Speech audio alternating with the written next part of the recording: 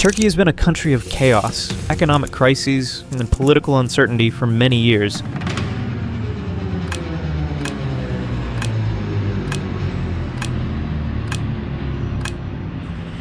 İstanbul'da 268 kişi İmamoğlu protestolarına katıldıkları için gözaltına alındı ve tutuklandı.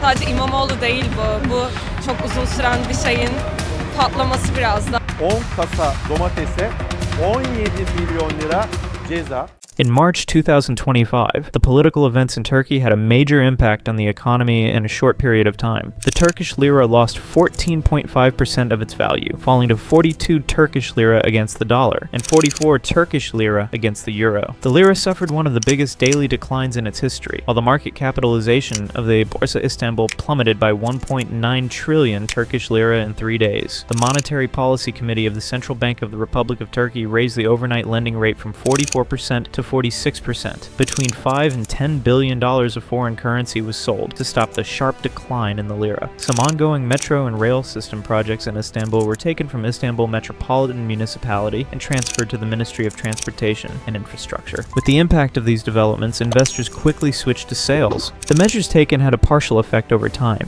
After the arrest of Ekrem İmamoğlu, the markets partially calmed down, and the Turkish lira stabilized at 38 Turkish lira against the dollar and 41 Turkish lira against the euro. However, the loss in the stock market in the last week exceeded 14%. During this period, the opposition, celebrities, and the public took to the streets with protest messages. On April 2nd, 2025, the opposition called for boycotts under the slogan, "We are not trading on April 2nd," and as a result, we can see that the boycotts are effective. So, why is the Turkish economy doomed to so many crises? In this video, I will explain the economic crises since 2000, the chronic mistakes of the economy, their causes, and Turkey's current economic situation in a detailed and understandable way.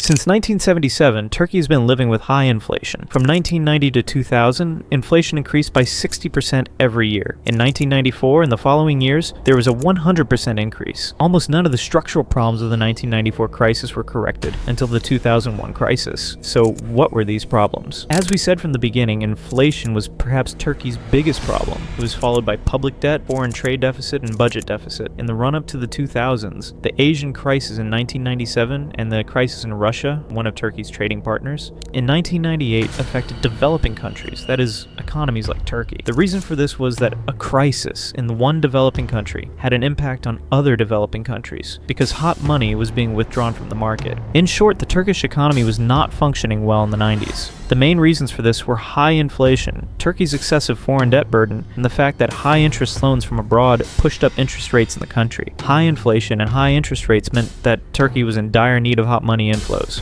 because the country had a current account deficit. Whenever hot money flowed in, Turkey was artificially growing. However, this growth was not sustainable, because when the hot money started to leave, the country was quickly plunged into a crisis. In 1999, Hikmet Ulubay, then Minister of Economy, announced that Turkey's interest payments were higher than taxes. In late 1999, the Ministry of Economy and the IMF jointly announced the disinflation program, which entered into force on January 1st, 2000. The main objective of the program was to reduce inflation, and accordingly, the foreign exchange was pegged. Since foreign exchange was one of the main causes of inflation, they tried to break the perception of inflation among the public. The central bank, on the other hand, no longer implemented monetary policy. That is, it did not adjust the money supply as it wished, but left it to the market. The central bank was only expanding Turkish lira if banks brought in foreign currency. At the end of a year, the dollar appreciated by 20%, while the Turkish lira depreciated by 20%. At the end of 1999, Treasury borrowing rates were 100%, but after the program was auctioned, they dropped to below 40% in January, but inflation still remains at 60%. The main reason for this is that interest rates have fallen too fast compared to inflation. When interest rates are below the rate of inflation, this leads to higher spending and therefore higher consumption. With inflation at 60% and the exchange rate 20% more valuable, foreign investors are attracted to Turkey. As a result, Turkish lira appreciates in real terms and imports increase in Turkey. In the process, the economy grows by 6.6% in 2000. However, the situation began to change in November 2000. The main reason for this change was the fragile structure of the banking sector. They had brought in the BRSA in 1999 to fix the banking system, but the reforms had not been implemented on time, and one of the biggest problems in the banking system was the foreign exchange open position. So how did this problem arise? The 20% appreciation of the dollar and the 50% interest rate charged by the state allowed banks to raise more funds. Banks were buying foreign currency from abroad, converting it into Turkish lira, and lending it to the state at 50% interest. As a result, they could make big money in a short time with very low risk. Therefore, this system, combined with the foreign exchange anchor, which was a program to reduce inflation, further encouraged the banking system to run foreign exchange deficits. Looking back to 2000, one of Turkey's biggest macroeconomic problems was that its short-term external debt had climbed to $28.9 billion, an increase of $5.4 billion over the previous year. So these debts had to be paid off in a short period of time. By September, banks were starting to close their foreign exchange to open positions, and investors were slowly leaving as normal. So from September 2000 onwards, banks started to raise interest rates in order to raise Turkish lira and cover their foreign exchange open positions. Towards the end of the year, it became clear that Turkey's banks were not as good as they seemed, and banks such as Bank and Bank ran into trouble. In November 2000, there was a not-so-big crisis, and to counter it, the central bank was reduced by $5.5 billion. The IMF also supported this program and provided a loan worth $7.5 billion.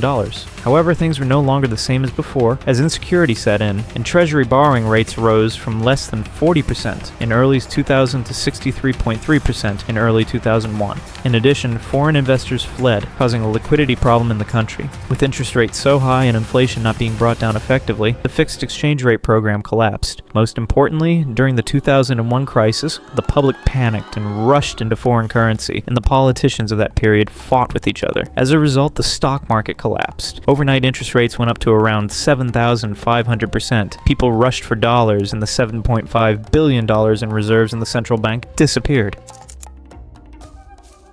After the 2001 crisis, the Turkish economy made significant progress. Many even described the years 2002 to 2017 as the Turkish miracle. Unlike in the 90s, inflation was in single digits, and the Turkish economy grew at an average rate of 7.5% during this period. In early 2002, Turkey's GDP per capita was around $3,000, but by 2008, it had tripled to $10,000. Yet Turkey did not move into the high-income group between these years. So what were the reasons why the economy grew so much between 2002 and 2008. In 2002, the neoliberal program, also known as the Dervish or IMF program, was implemented in the Turkish economy. The priority of this program was to ensure fiscal discipline, to stabilize inflation at low levels, and to maintain price stability. Secondly, at that time there was an abundance of liquidity and money could circulate freely in developing countries. If we make a comparison, even the Argentine economy grew significantly. Yes, the Turkish economy grew, but it would be wrong to call it an economic miracle. If we look at the World Bank report published at the time, we can clearly see that Turkey was growing in line with other developing countries. Now, when we look at the statistics again, Turkey's GDP grew by an average of 7.5%, but when we look at GDP per capita, it grew by an average of 233.33%. This was due to the appreciation of the Turkish lira, which made people feel richer. Looking at the overall picture, we can see that the economy grew between 2002 and 2017, but the Turkish economy also had some problems. Employment did not increase, and the unemployment rate was more than 10% since 2005. Another problem was that the Turkish economy that was growing with a current account deficit. The economy was producing but consuming more than it produced. For example, it was selling goods worth 50 Turkish lira but spending 100 Turkish lira. The 50 Turkish lira in between came from debt. Too much borrowing was causing the country to live like a rich man in debt. However, this unsustainable situation has led to major problems in the economy over the years. The growing debt burden increased the pressure of interest payments on the public budget and deepened economic fragility. As a result, the country has become more vulnerable to crises, and it has become increasingly difficult to get out of the debt spiral. In short, the more Turkey grew, the more the current account deficit went negative. Such a situation caused investors to invest too much. The Turkish lira was appreciating because there was too much foreign currency in the market. The people of Turkey were also turning to imported products a lot because they were affordable, because the Turkish lira was appreciating and investors were investing their money in interest rates, causing the economy to grow.